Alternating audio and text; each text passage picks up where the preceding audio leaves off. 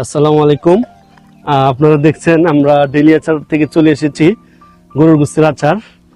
আমরা এই মুহূর্তে এটা খাবো ইনশাল্লাহ। আচারটা আমরা দিচ্ছি মুড়ির সাথে। এই যে দেখছেন, এটা হলো খাঁটি সরিষার তেল। তেলটা তো অনেক মজা, তেলটা এত মজা শুধু তেলটাই আপনার অনেক মজা করে খাওয়া যায়।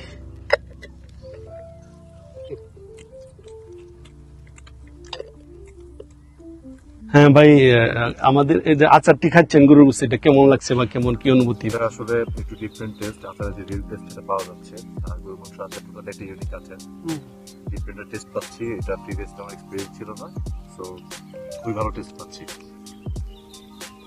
আসলে অসাধারণ। এরকম একটা পরিবেশে আমরা গরুর মাংস আচার আমরা কোনো খাইনি, আসলে ভালো লাগছে। আপনার ধন্যবাদ আচার আচারের একটা অনুষ্ঠান আয়োজন করার জন্য। অনেক মানে বলার মতো না, ইমপ্রেসিভ।